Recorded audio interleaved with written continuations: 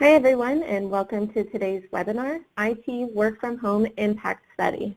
I'm Kristen Santos, Marketing Specialist at Sectigo, and I'll be moderating today's webinar.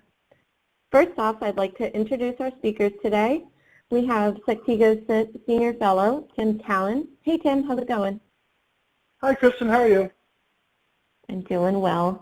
We also have Jason Soroko, CTO of PKI at Sectigo. Hi Jason. Hello Kristen, thanks for having me. Thanks for being here. So before we get started, I do want to go over a few housekeeping items.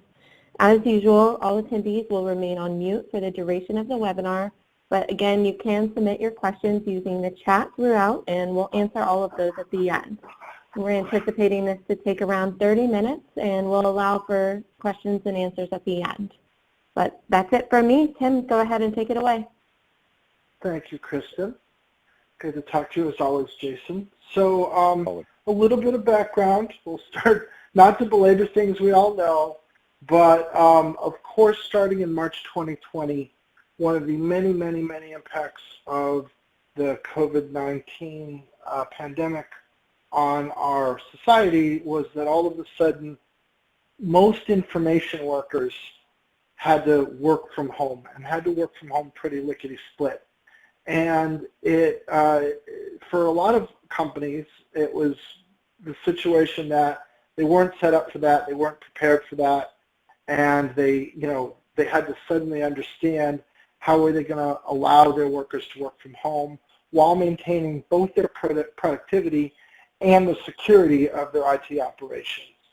And so we just learned anecdotally, because we were dealing with people who were dealing with this, that some of this involved projects for purchasing new software or SaaS or new IT initiatives, that there were lots of problems and help desk tickets and wrinkles that needed to be worked through.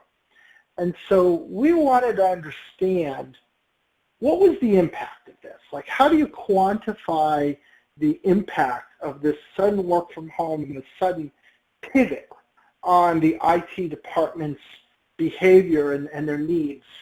And so we commissioned a study, and a company called Wakefield Research, which is a professional full-time market research firm, conducted a research project on our behalf. They surveyed 500 IT professionals in organizations that had 1,000 or more employees. We really wanted to focus on the impact on the enterprise, right? I'm sure there was an impact on the SMB, and that would be interesting, but that would be a different study for a different group of people. We focused on the enterprise, and they're in the countries you see there: US, UK, Germany, France, Canada, Ireland. And so, we have the results of that. We did get 500 completed surveys, and we're going to go through them in the slides to come. So with that, let's dive into it. And we just have questions and results. So the first question, I'll just read the question on each of these, and you and I can talk about the results then, Jay. So which of the following best describes how your company handled the setup of the systems for your employees to work from home during COVID-19? So, a couple ways to look into this. One is to say that, in all, I would say pretty good marks, right? 36% of them were already set up, and 25% of them were able to use existing systems. So that's good, right? But that did mean that 33% of people had to go do something, had to invest in something, had to do it very quickly. And then, of course, there's those 6% who do not appear to have gotten the job done, which isn't good if you're one of those 6%. But that's what do you have any comments on this one, Jay? No, I tell you though, one question I would have, a sub-question to this in retrospect. A lot of folks had, say, road warriors, infrastructure set up, but were not necessarily set up for HR and finance departments. There's a big difference. Yes, exactly. And and so to some degree there were limits on, this was a survey style research project, not an interview research project, not a focus group. So, as a result, there are limits on how many directions these things can go. And so we have to do a little bit of interpreting. But, you could imagine that falls in the bootstrapped existing systems category quite possibly, right? Where you have, you know what you need to do in principle, but 75% of your employees have never done it. So maybe you can just expand your systems and do some training and you can get people up and running pretty straightforward. Could be. So if we look at the next one, so however, among the people who did have to set up, 1/5 of them, exactly 20%, actually required more than 15 days, right? More than half a month to be set up to work from home. Now let's remember back to March. This was when there was a sudden imperative where it suddenly came to everybody's mind that we have to social distance right now.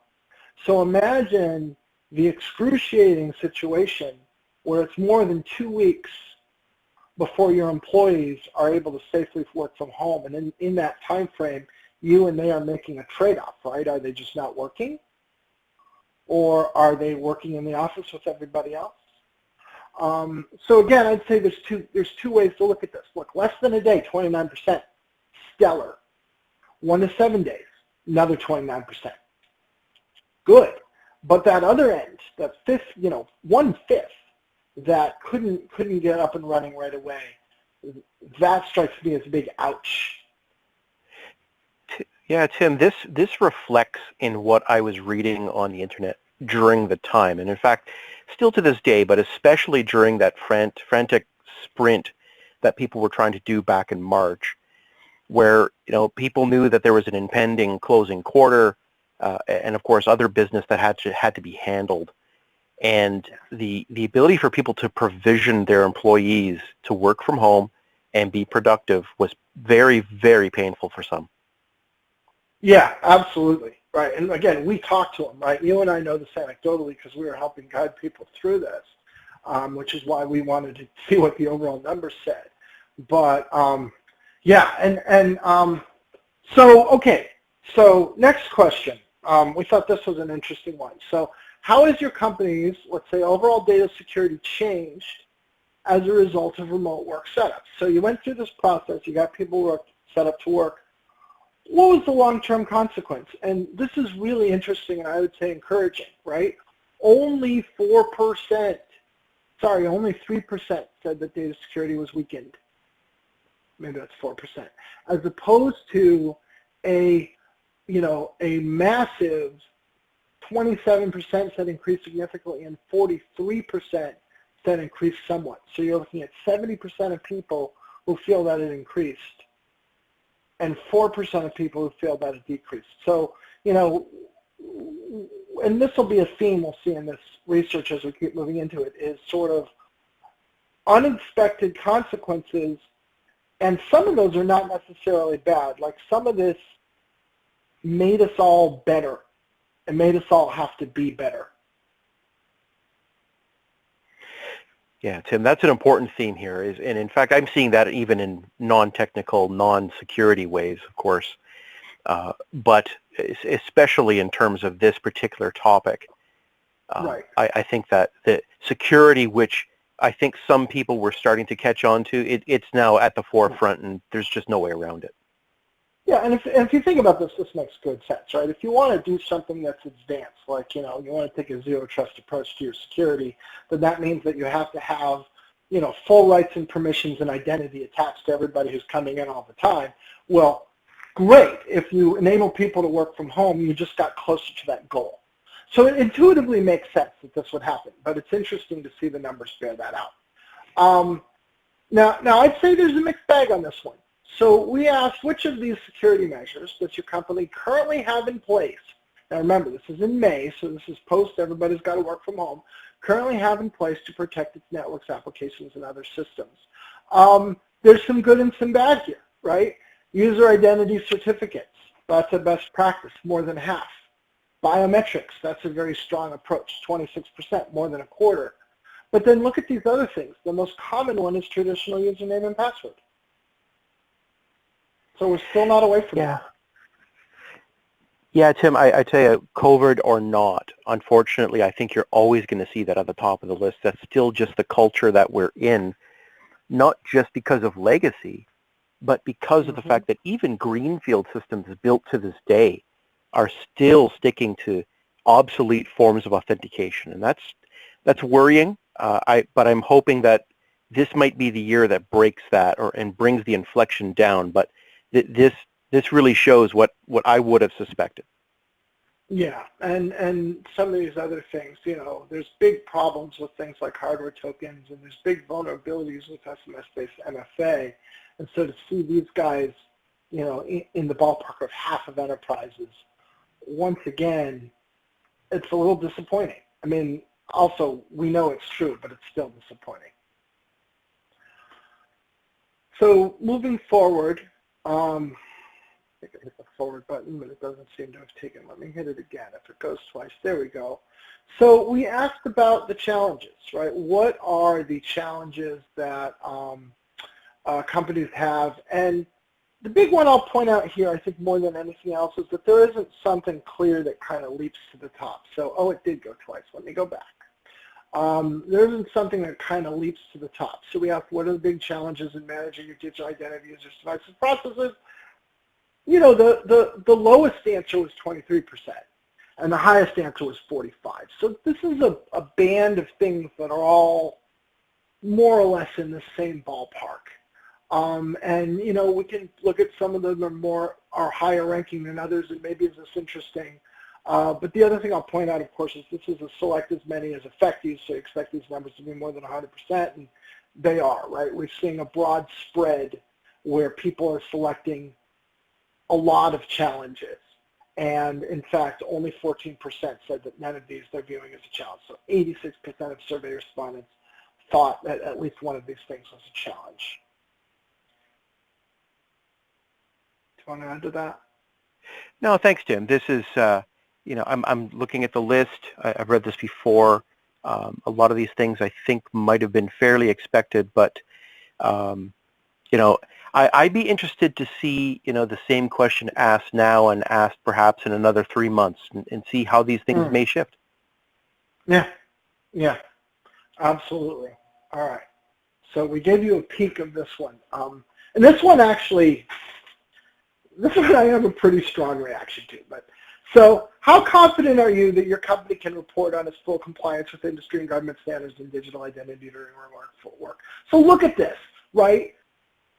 Everybody, this is a 1 to 5, right? So the top two, completely confident and very confident. The top two is 81%.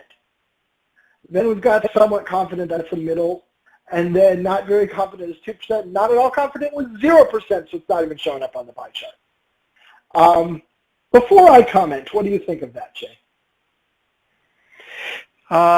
Well, maybe it reflects the fact that most people's checkbox compliance does not account for the fact that a lot of people are working from home. So therefore, data security, depending on what vertical that you're in and what kind of compliance measures that you're under,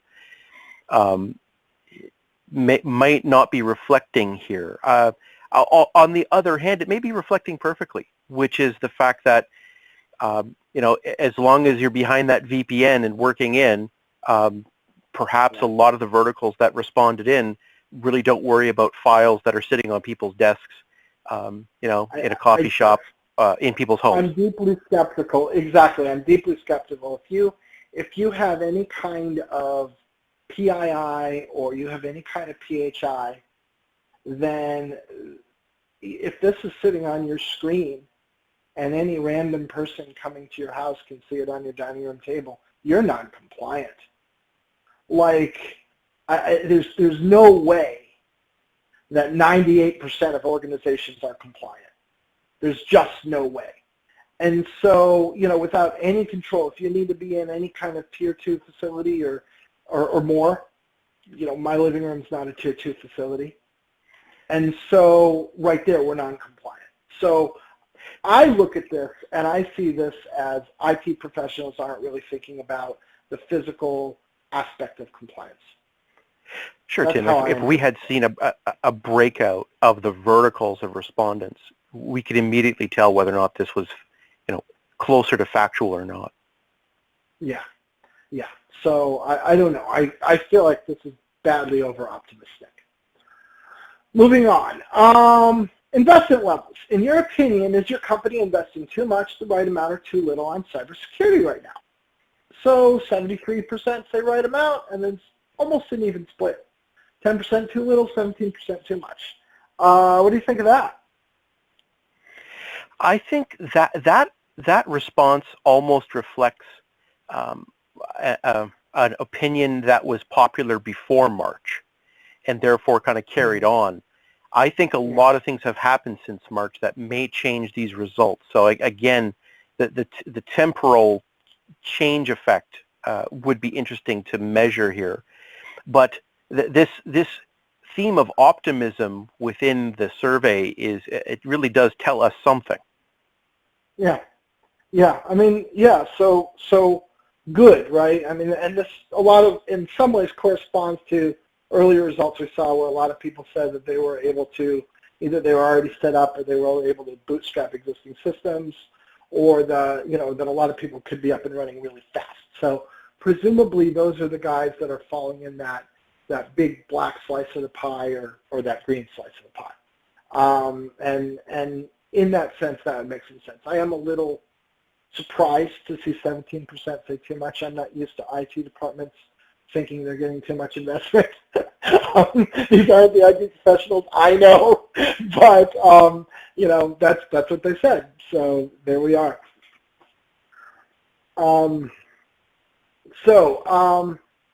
Remote access. Again, a broad spread here, right? We asked how are people coming in, and it was company-owned versus personally owned, and then laptops, desktop computers, and mobile devices, right? And not really surprising, we saw, as with other results like this, everything's showing up in decent force, right? So the smallest number here is 30%. And, that's personal desktops, and it's probably just because most people don't own desktops these days. And it goes all the way up to, obviously the biggest one, company-owned laptops, also makes perfect sense, because if you're assigning laptops, they take their laptops, they go home, they go in during their laptops, and there you go. My big takeaway here, though, is that IT professionals in force have had to account for both company-assigned and personal devices, and a variety of devices, not just one. Sure, Tim. Not much new there. I think that the bring your own device theme, as well as the company-issued and imaged laptops, that's been around for a long time. So most of these concepts were pretty much set in stone well before COVID. Yeah, and this is what we were dealing with. And, good thing that so many people did have company and staff laptops, or maybe getting them working from home would have been more expensive and taken longer. Now, this is an interesting one. So we talked about people who repurposed what they had or invested in projects. So we wanted to understand, if your IT team is supposed to be working on a certain roadmap, and all of a sudden you have to delay that roadmap because you have to deal with safe, broad work-from-home environments, did that have an impact? So the question here was, how long, if at all, has your company postponed revenue-generating initiatives in order to prioritize the setup and success of remote work? And notice here, 30% of them, nearly one-third, said they postponed revenue-generating initiatives more than a month to deal with COVID-19. That's pretty huge, Tim. I think back to some of the answers to the previous questions where it's all good, and then all of a sudden, when it comes down to the real brass tacks of money, it's like, no, we're being hurt here. Really. Yeah. I mean, more than a month, that can be the difference between you get it in the quarter and you don't get it in the quarter. Well, that really matters to large companies. Companies of more than 1,000, a lot of those are publicly traded, or they have some other quarter-by-quarter metrics that they really depend on. That is really enormous. And, of course, way up at the top, more than 16 weeks, right? That's a pretty big band to sit way up at the top there, so that hurt people a lot. Now the next one is a similar thing. How long at all, if at all, has your company postponed cybersecurity initiatives? So here's the other thing. Your cybersecurity professionals are the ones who are responsible for making sure this remote access is secure. Well, they have a roadmap too, right? They have other things they intend to do to ensure that the company is secure from other attacks. And here we see it's even worse. 34% postpone their security initiatives for more than a month. So, that means we knew about vulnerabilities, certain ways that we might be hurt. We had something on the roadmap to deal with those vulnerabilities, and we had to push that back. And in the meantime, vulnerability still exists, and the bad guys are still operating, and maybe that gave them the window they needed to work their bad deeds. Tim, I'd like to talk to some of this third that had said in previous, one of the earliest questions, no, we didn't have to do much, we're all good.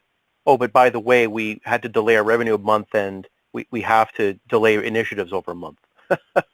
So, maybe you weren't all good. Yeah, if you're listening to this podcast and you were living this, and you're one of those people who had to delay revenue or security initiatives, we would love to talk to you. I said this podcast, this webinar. We would love to talk to you and possibly on our podcast. Why don't you email us if this is sounding like you? We'd love to hear your story and hear it firsthand, because I think this is interesting stuff. It'd be great to have some more intel on what that was like. So then we wanted to understand. Okay, you got you went from single-digit percentage of your employees to 90+% of your employees working at home. What are the risks you see associated with that? And again, with some of these other things we looked at, a broad spectrum of risks. A lot of people have picked a lot of these risks. There's not something that immediately jumps out as the most important, except that 91% of them are viewing something on this list as a risk. And if you look at these overall aggregated numbers, most people are viewing multiple of them. So, there is real awareness that work from home is presenting risks to our enterprises. Yeah, not surprising, Tim. Thanks for that. Yeah, I'll just offer one other observation. We saw so much in the news about video conferencing phishing, right? Zoom bombing, they call it. Interesting to note it's the lowest ranking result here. It's very, very, very widely covered in the news. But at the end of the day, bread and butter problems, right? Secure Wi-Fi, phishing, weak passwords. Like, these are the bread and butter problems, are actually the ones that IT professionals care about, not the bright and shiny thing that's all over the news articles. So I'll point that out as well. However, Tim, just to finish that one point, this survey was done literally about 7 days before the FBI warned about Zoom bombing.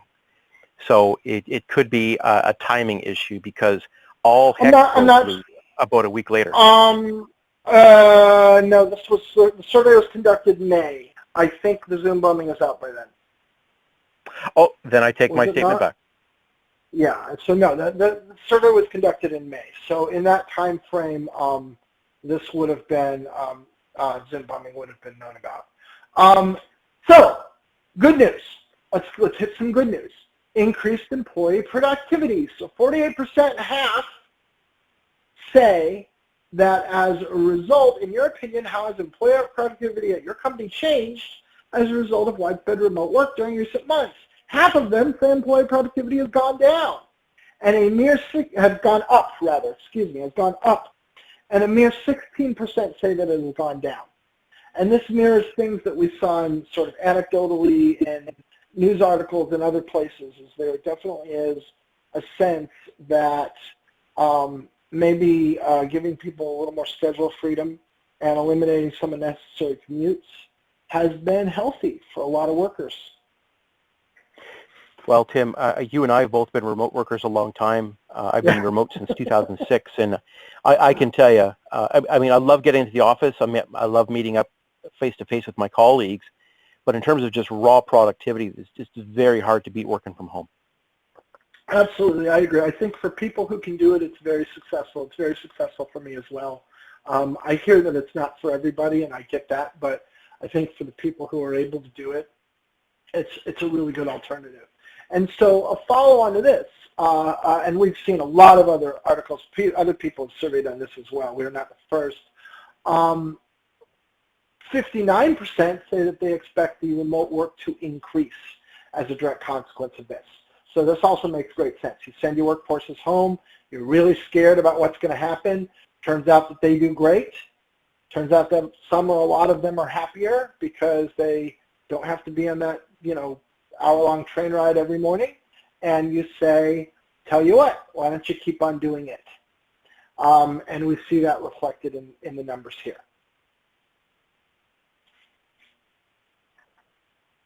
All right, so moving on. Now, this next one. After your company offices are reopened, do you think that security for data and applications at your company will increase, stay the same, or decrease compared to the pre-COVID-19 level? And so this, again, this touches on some of what we saw before, right? 58% say that their security has gone up, and a mere 3% say it's gone down somewhat, and 0% say it's gone down significantly as a consequence of COVID-19. So this whole initiative to make sure that our employees could work from home and they could be productive and safe will have lasting long-term effects on our overall security. That is the takeaway from this slide, in the opinion of the IT professionals who are on the ground.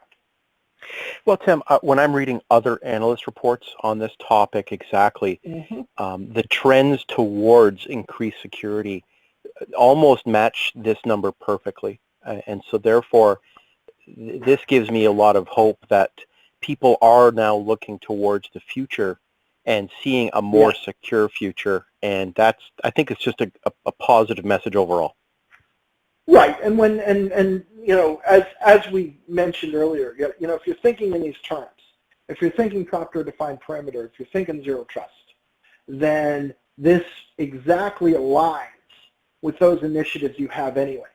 And so if massive work from home accelerates some of the things that you knew you had to do anyway, then it can result in a stronger security profile sooner. So once again, some of the these positives that come out of this big negative thing. So let's follow on with that.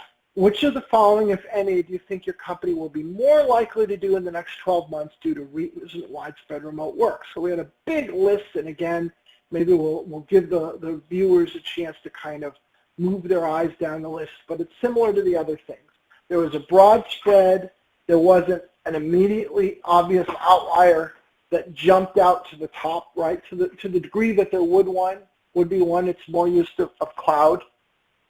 And these are a variety of technologies that either improve business continuity, improve remote, workforce productivity and security, or just generally decouple business processes from physical locations. And, when you look down this list, there's a broad appetite for lots of them. My take on this, Tim, is that, again, I'm trying to think of since May into the middle of summer, this theme, I think, has even continued further. I think people have now really looked hard at a lot of these controls and technologies and realized that these are now gating factors in a lot of companies' plans, and the productivity increases to implement these things have been great. So therefore, the perception of the money spent and time spent is valuable. Yeah, and this is where I would wonder. So if we think about this was conducted in May. In May, that was the quote unquote reopening era, right? Where there was a sense of, okay, we went through our lockdowns and now we're going to reopen. That was before we've seen the current wave of reclosings, if you will, if that's a word. So I wonder if you took the survey today, if these numbers would be even higher. That is exactly what I'm thinking, Tim. This is, I guess, just the way my brain is looking at a lot of these numbers is, what would it be now? It's just such a fluid situation, and there's a temporal aspect to this that's not captured, obviously, in the numbers, but it makes you wonder what it would be now. I think it would just be increased. Yeah. I mean, hugely important point. With things, I like the way you use the word fluid. I think that's exactly right. With such a fluid environment in terms of the demands on the IT department and people's thoughts about that and remote work and offices and everything else, you know, it might change. Like even the time from May till now may have caused the answers to some of these questions to change, right? And then if you surveyed it again 2 months from now, it might change again. And that's just part of what we're all dealing with. So that was it. Wow, we went fast. We normally drone on forever, so we were pretty lickety split. Let me stop and give a quick pitch for our podcast. Jason and I give a podcast that's focused on IT security, PKI, digital certificates, things like that. And we're publishing one almost every week, multiple almost every week. And just search for Root Causes Podcast and check us out at iTunes, Spotify, SoundCloud, etc. And we would love to have you listening to us. With that, before we ask about questions, any closing thoughts on the survey, Jay, and the results?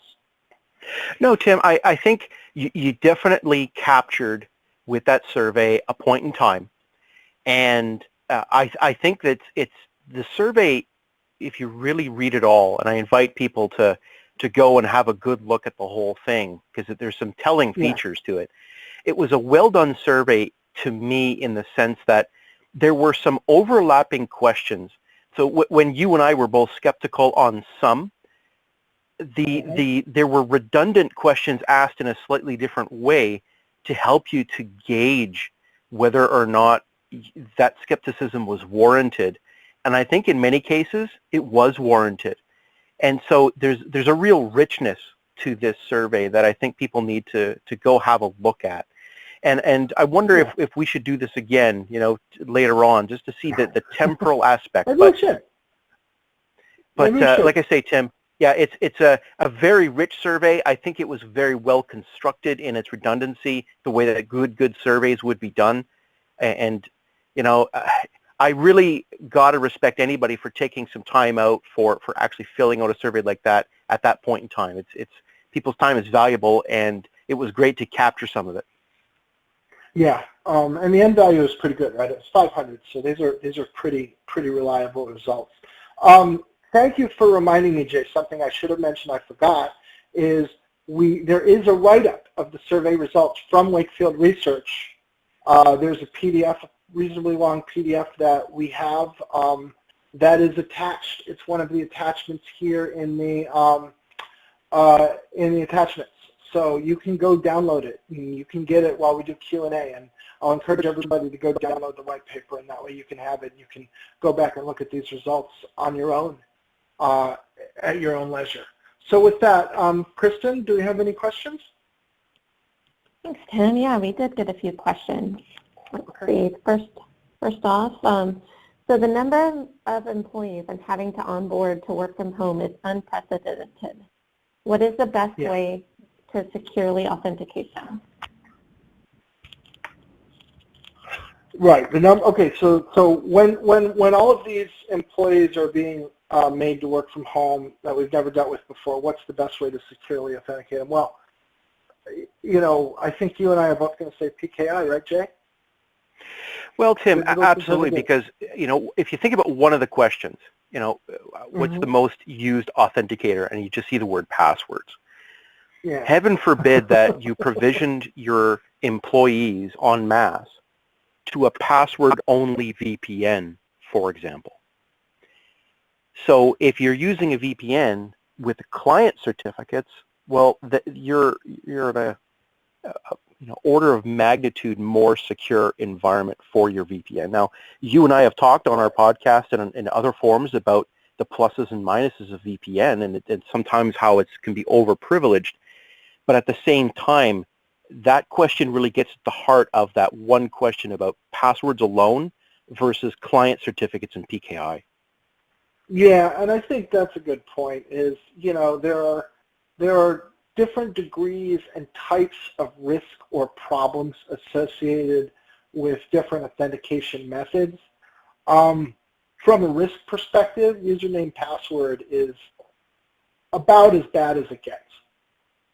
So that one in particular feels like we need to upgrade from. And I think I mentioned on our podcast recently that you might think that a one-time password, SMS-based phone authentication 2FA is the way to go. But I will point out that Jack Dorsey, his own Twitter account got hacked using a SIM swapping attack, taking advantage of that mechanism. So it is an insecure mechanism, but it's more secure than username and password. So to some degree, I would say if you're just using username and password, if you can upgrade. If you're going to do it, the right way to upgrade, I think, would probably be either something that's certificate-based or something that's biometric-based. You agree, Jay? 100%, Tim. In terms of protecting the PIN of your secondary authenticator, etc., we're now entering the era of passwordless, which is a whole other topic. Tim, probably well over 10 years ago now, I remember writing a blog called "Not All Authenticators Are Created Equal," and not a single iota of that has changed. It's a topic that you and I talk about a lot. Check out our podcast, as Tim said. But for those of you who just moved a whole lot of people over to your, whatever current VPN you have that was typically used by road warriors, this is the type of thing that I think was reflected in the questions, which is, now that you are where you are, do you need to make a significant investment in security? And the answer is yes. All right. So next question. Yeah, that's a perfect segue into our next question. So why are these outdated or unsafe authentication technologies so popular? Sure. So we spent all this time dissing SMS, MFA, or hardware tokens, or username and password. How can people do it? Jay? When people were doing it in the time frame of, say, 2010 to 2014, I remember, because I was on the road, talking to the architects who were putting it in. It was because it was cheap and easy, period. Mm-hmm. The perception was, well, it's at least better than just passwords, but to me, the key concept to keep in mind here was it did not raise the complexity bar of the bad guy high enough. In other words, the bad guy had multitudes of ways to be able to beat SMS multi-factor authentication, and that was even before the days when SIM swapping was available. Right, exactly, which is a big one. And I'd say before, when mobile device-based malware attacks were less prevalent than they are now as well. Yes. Right? Because that's another way you compromise that. Yeah, I would say, Tim, that mobile device compromise, especially Android, app store apps that can do SMS redirection, that was the most popular way of just hammering on that weak authenticator back in the day. It still occurs, but the proof point for how easy that was for the bad guy was proven back in that era. Yeah. And then for hardware tokens, I'd say another aspect of that is just inertia, right? We were doing this. We have systems. We were assigning hardware tokens to these systems 10 years, 15 years ago, and we're still using the systems, and we just provision a new token because That's how it works, right? And you see that too, right? You see this continue going with what I had philosophy or attitude or just kind of a de facto behavior. And we see that pretty commonly as well. Yeah, there's a lot of technical debt and a lot of legacy systems out there, Tim. So you're going to see these things for a while. However, thankfully, with the move to the cloud, since that era, there's no longer an excuse for it. Right. That definitely makes us more agile, which is good. Kristen, next question. All right, next up. So if the compliance problems with work from home are so glaring, why do so many of the respondents in the survey say that it's not a problem? Right. You know, this is probably someone responding to my little diatribe. Yeah, I just think that they're not thinking about it. I think that when I'm an IT professional, I think about information systems. I think about digital things when I think about compliance. And compliance is more than digital things. Tim, I bet you the person responding to that, the compliance world they live in their mind is my finance and HR users who used to be sitting at their desk are now working at home, and compliance to me means they're behind a VPN with a username and password and perhaps an MFA and a corporate image laptop. Check mark, therefore compliance. Right. When in reality, that if that's in the healthcare industry, if that's in a critical infrastructure industry, there's all kinds of verticals with all kinds of big-time data compliance issues that you're probably not in compliance. And this may be, that's a very good point, Jay. It may be that these people were saying compliance with what I'm responsible for compliance for. Right. Right? In which case, maybe these are fair answers and accurate answers. And if someone else who's responsible for something else is non-compliant, I'm not answering that question because that's not in my purview. And so if somebody says, look, I just look at the machines and the digits, I'm not the guy who's responsible for are they in a tier 2 facility, then I'm going to answer it this way, and that'll be accurate for me and my responsibilities. But then my response to that would be, well, yikes, what if nobody's thinking about that?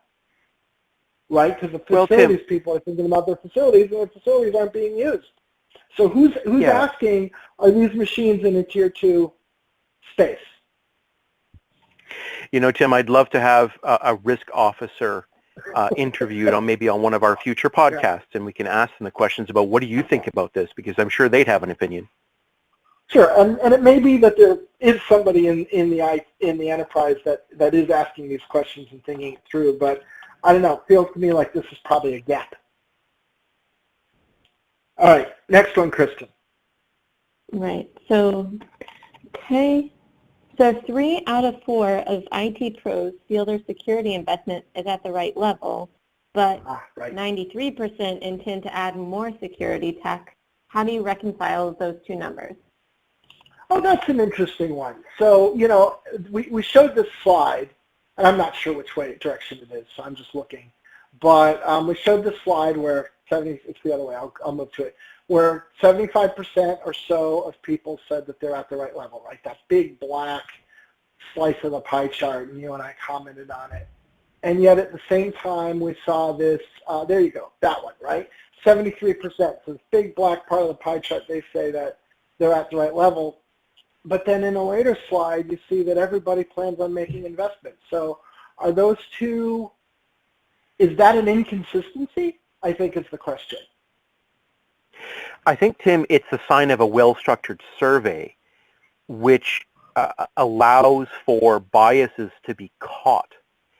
And what it might be saying is, you know, I'm comfortable with where I am, but I know I need to move forward as time progresses. In other words, I know I won't be okay if I do nothing 3 to 6 months from now.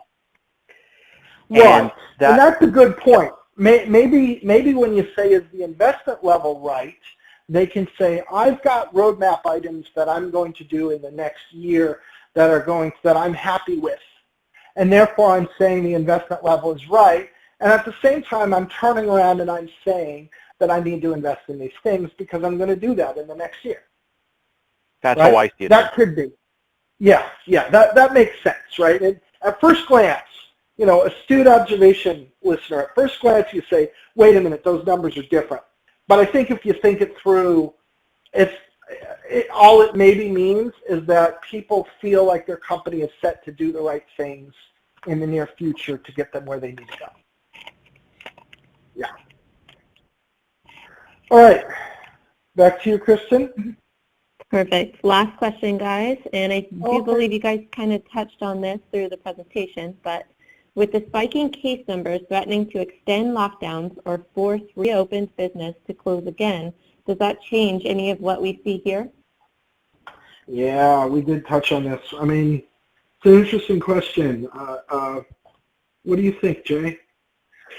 Tim, I think that the productivity levels of people working from home in businesses that are able to stay open during COVID and the comfort levels of the security investment plan are such that I think what that means, the fact that you're seeing increasing numbers, COVID's going to be with us for a while, then I think that all the numbers that you see here from this survey are not only valid, but I think the trends towards increased security, the trends of people working from home for much longer periods than just a few months to get it over with and then everybody goes back to completely normal.